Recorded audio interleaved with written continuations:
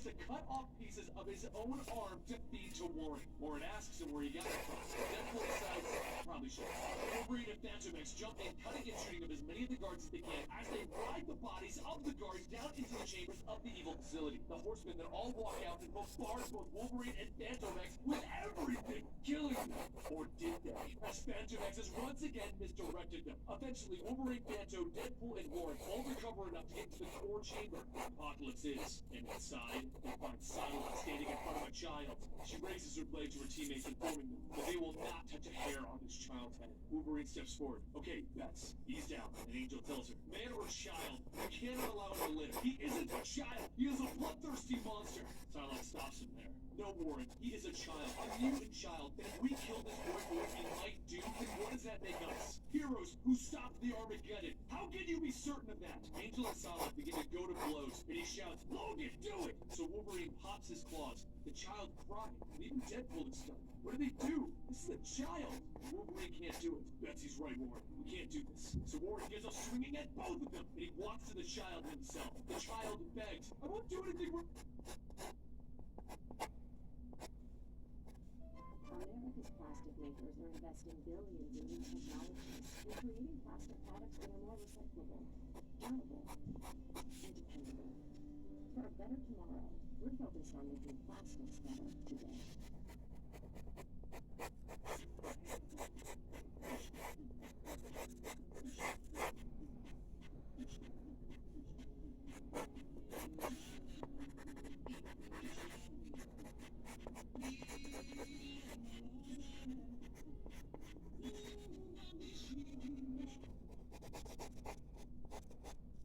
His teammate tells him, you can't help yourself. You are Apocalypse. And then he falls to his knees. Can't do it. Psylocke runs to his side. We understand, Warren. And then, blam! A gunshot goes off. Everyone is stunned. It's Phantom X took the shot and killed the child with a headshot. He walks over and he closes the boy's eyes. And everyone silently loads up back into his ship. And they begin to fly home. No one can believe what just happened.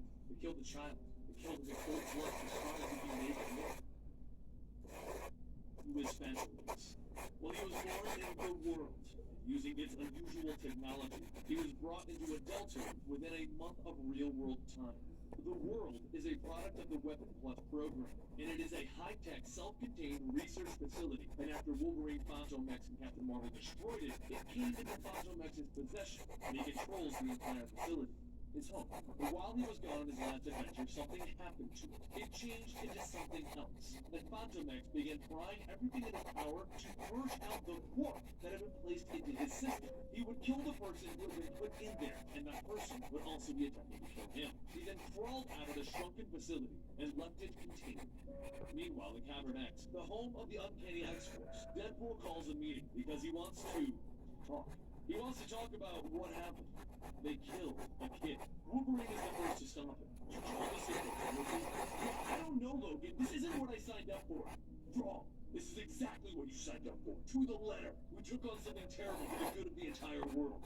How can you say that? We walked into a room and we saw that he was a kid. We all agreed it would be wrong to kill him. We all agreed on killing Apocalypse. I don't lose sleep over it. We did the right thing. And Psylocke stops him. Who are you trying to convince, Logan? Everyone storms off, each with their own opinions as to what happened and how to handle it. And while this was going on, Phantom X went back to his home with the woman that he called mother. He explained where he had been, doing deeds for the greater good. And as he convinces her that everything will be okay, the wall blows up and in walks a Deathlock. He opens fire on Phantom X as he tries to save his mother. But then another Deathlock walks in, one that looks like Elektra. Two more Deathlocks walk in, Captain America and the Thing, and Phantom X knows what this is. They're after the world.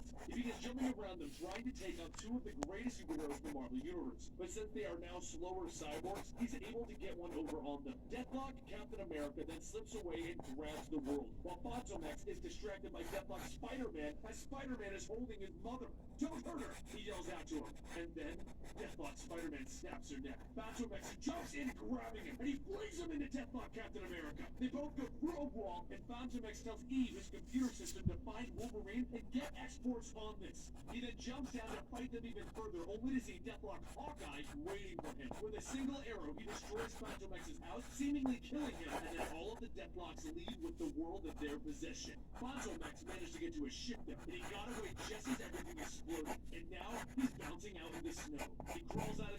looks up to see another Deathlock standing in front of him. But this one is the actual Deathlock from his timeline. That's when Deathlock Spider-Man jumps back in. As Fantomex's ship flew away, he whipped onto it, and now he wants to fight. But he's much slower as the cyborg. And Fantomex gets him to the ground and points a gun at Spider-Man's head. We don't deserve to die like this. We fought for what was right, Deathlock Spider-Man tells him. I believe you. And he shoots Spider-Man in the head. The original Deathlock walks over telling Fantomex, Captain America has the world. We need to stop it.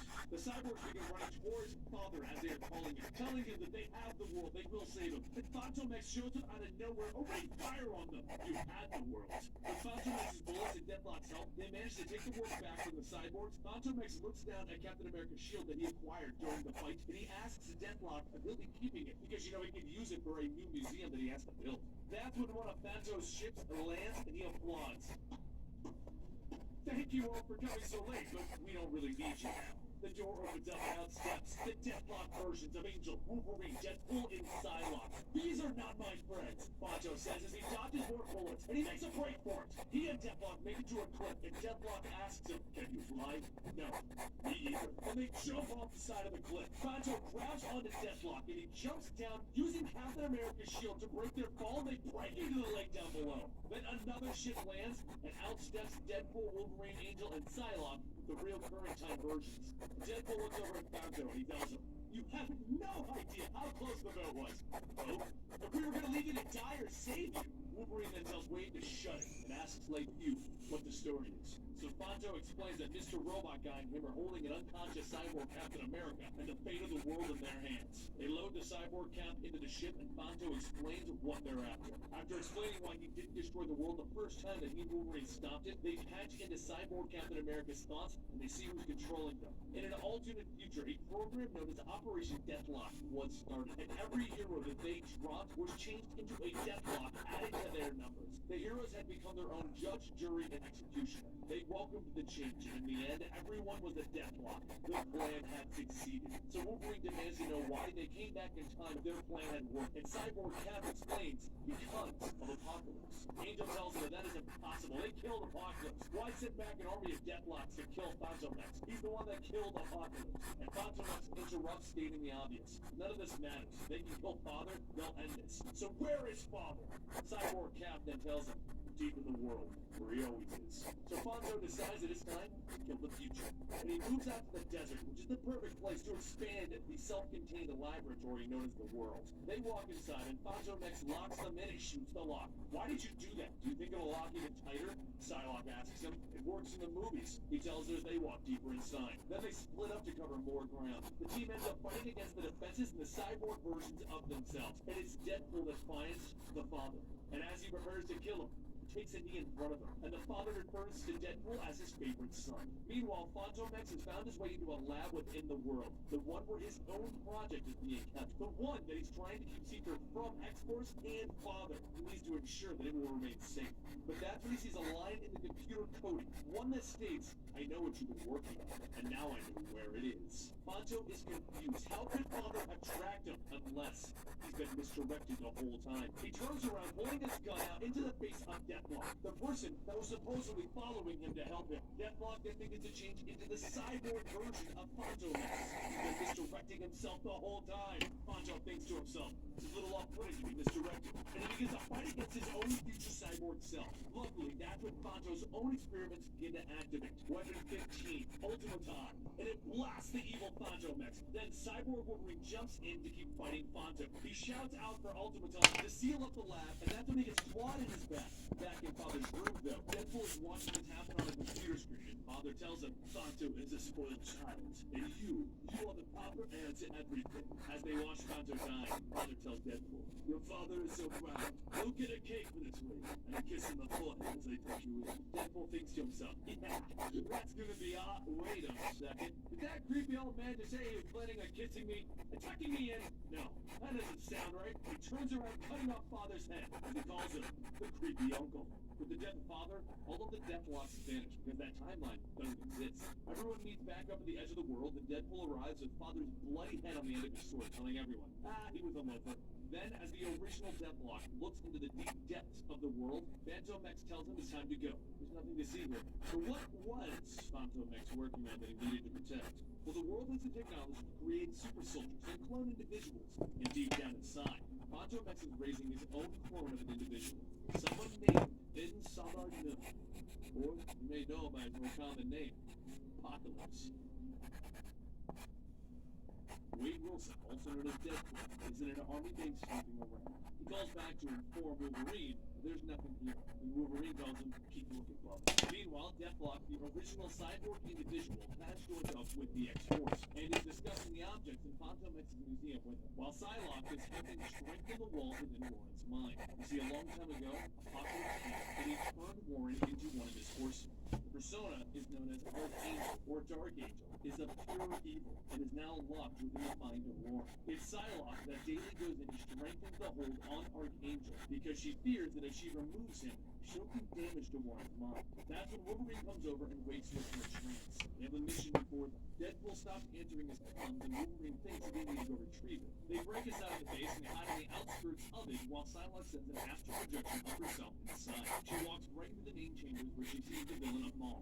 He's the one behind this. He was also expecting it. On the outskirts of the base, he grabs a hold of Deadpool using his mind control, and the various guards around them turn into a Maul of thugs. Then as Phantomex turns to his friends for help, he sees that a Maul's also taken hold of Angel and Wolverine. Idiots. Why am I the only one with a telepathic damping field? Phantomex says as he begins to lift up Psylocke's body. Deadpool leaps in at him, and then Wolverine jumps over, cutting off Phantomex's arms. Except none of it happened. Phantomex misdirected them and made a break forward with Psylocke's body. Meanwhile, on the mental landscape, Psylocke and Amal are battling it out. Amal digs deeper into Psylocke's mind, pulling out the bad memories and the other thoughts that she doesn't want Amal to have. Realizing what he's done, she gets out of the mental landscape, kicking Wolverine in the head as he's about to kill her, and then she begins to run off because she knows what she has to do. She begins to sprint across the base looking for Warren. She finds him off on his own, but she hits him right away with sleep dropping him. Then she enters his mind, but she finds Amal has already entered the memory in which she locked away Archangel. Amal walks into the room that is the cell for Archangel, and he lowers it. He'll use Archangel against her, but Archangel murders Amal's mental projection, greatly disrupting her. He then takes control of the body that is Warren, and he murders the guard next to him. Psylocke, Wolverine, Phantomex, and Deadpool all walk into the main room where they see Angel standing over the dead body. They all watch, and he doesn't say a word before walking out of the base.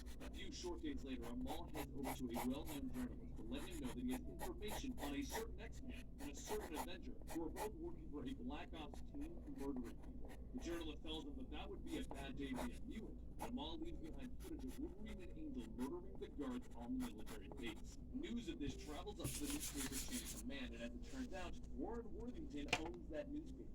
So he gets the phone call, and then he informs the editor-in-chief that it is all slander, to kill the story before it's too late.